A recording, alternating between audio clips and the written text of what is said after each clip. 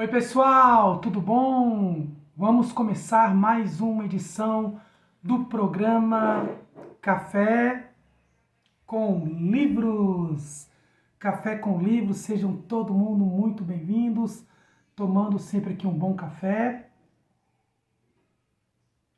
e aproveitando de uma boa literatura, de uma boa leitura. E hoje quero aqui fazer uma indicação do livro E a Terra Escreveu uma Carta, livro do escritor, do autor Jonas Ribeiro, com ilustração de Chris H. Espero que eu tenha dito direito, tenha pronunciado corretamente aí o nome, Chris H.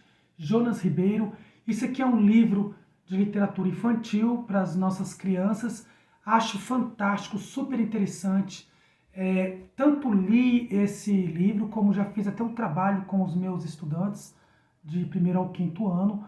É um livro sensacional, porque ele faz um trabalho com temas muito recorrentes, um tema muito atual, muito relevante, um tema muito latente na sociedade, que trata sobre a questão do meio ambiente, do desmatamento, da emissão de gases tóxicos, sobre tudo aquilo ao qual o mundo tem discutido muito atualmente, que são os problemas todos que envolvem aí ao nosso planeta Terra, né? No caso, a destruição do nosso planeta Terra, camada de ozônio, efeito estufa, e aí toda essa tentativa, ou digamos, não tentativa de preservação do nosso planeta. O que trata então esse livro? De forma muito lúdica, de forma utilizando então da contação de histórias, utilizando então da fantasia, utilizando de desenhos, utilizando de toda a magia que é a literatura infantil. O autor, ele cria então, ele faz da Terra uma personagem, um personagem vivo, e aí então o planeta Terra resolve um dia escrever uma carta.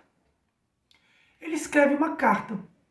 E essa carta, ela é destinada aos seus moradores, ou seja, nós, os seres humanos. E aí, o autor aproveita essa carta feita pelo planeta, e o planeta, então, ele se apresenta falando que ele é um entre bilhões de seres na Via Láctea. Ele conta a sua posição, como é olhar por dentro, observar então a humanidade.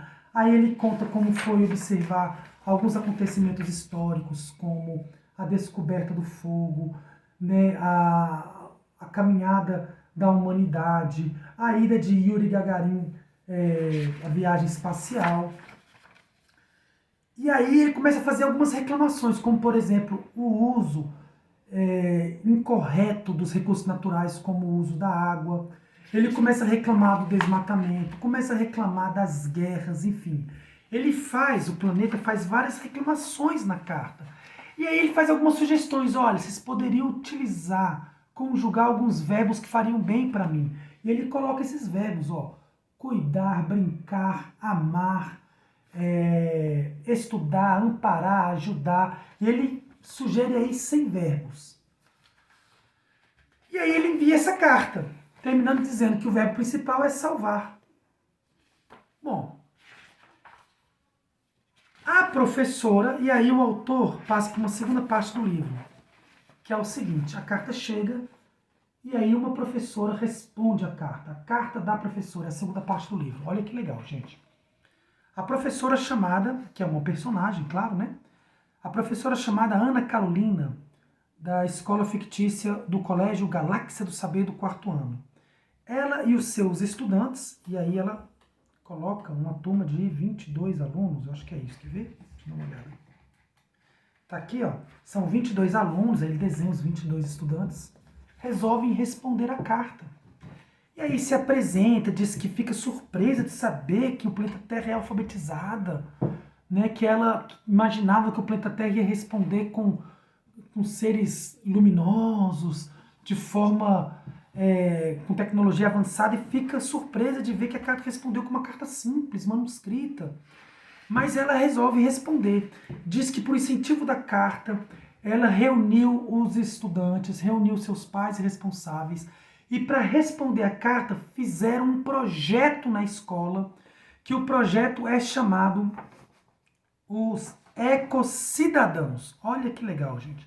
E os Ecocidadãos resolveram, a partir de atitudes simples na escola, com atitudes simples, fazer mudanças para poder tentar diminuir os problemas que o planeta Terra elenca lá na sua carta.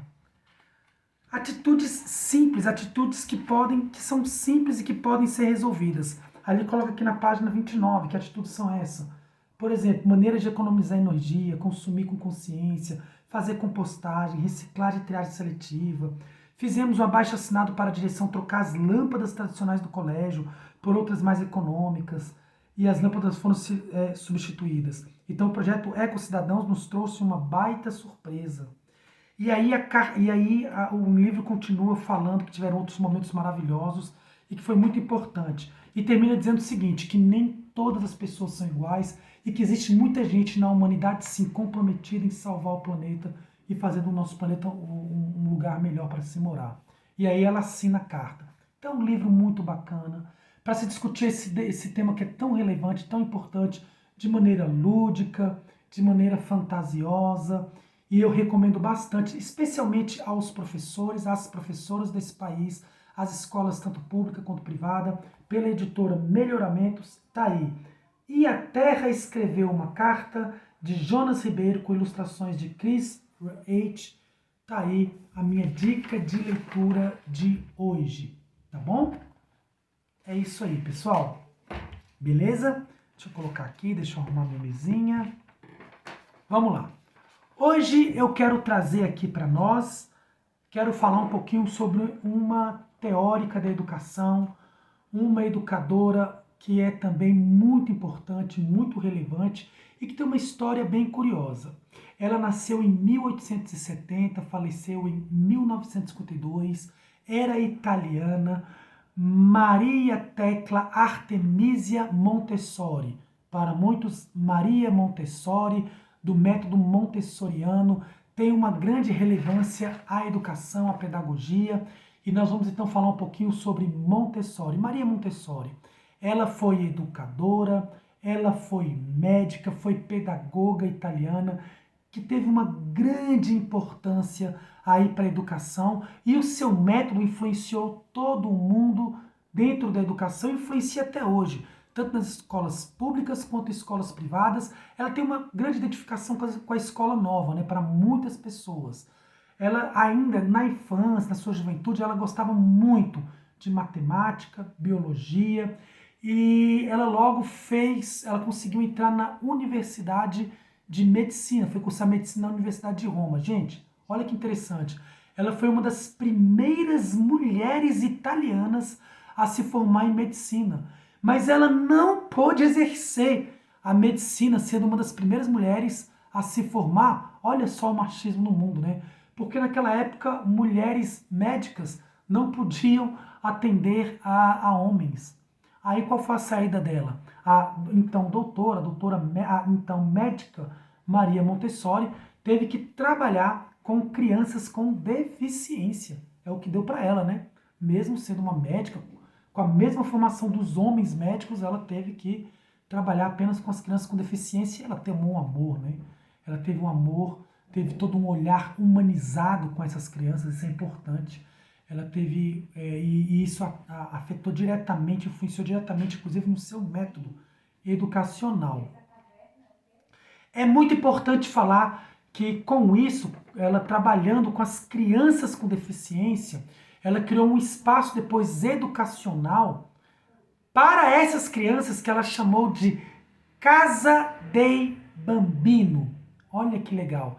Casa dei Bambino, criado por Maria Montessori. As bases do seu método são a individualidade, a atividade e a liberdade do estudante. O princípio da autoeducação consiste na interferência mínima de professores, Para Maria Montessori, a educação se baseia no espaço escolar e no material didático. A criança vai desenvolver então a sua autonomia a partir da liberdade de criação. Fantástico, né? O objetivo da escola, portanto, é a formação integral do jovem. Uma formação integral não para a escola, para conteúdos, mas para Montessori teria que ser uma formação integral para a vida, ou seja, o seu aprendizado para a vida. As suas ideias para a educação, elas se baseiam pelos sentidos e pelo movimento. Apesar de ser médica, Maria Montessori enxergava as crianças com deficiência com um outro olhar. Não tinha aquele olhar frio, calculista, não. O seu olhar era muito mais humanizado. Ela tratava e tinha métodos específicos para encorajá-los, para trazer autonomia, uma expectativa e uma perspectiva de esperança a todas elas. O método, então, de Maria Montessori se baseava sempre na autonomia, na independência, no acolhimento. Muito bacana. Isso foi um pouquinho de Maria Montessori. Ela também é uma das grandes teóricas que cai em concurso, que vale aí para os nossos estudos, para os nossos aprendizados em conhecimentos pedagógicos, tá bom? Encerro assim mais um programa Café com Livros. Espero que vocês tenham gostado. Continue nos seguindo nas redes sociais, continue compartilhando nossos vídeos e espero que vocês possam aproveitar bastante os nossos conteúdos. Até a próxima com mais Café com Livros, pessoal. Um abraço.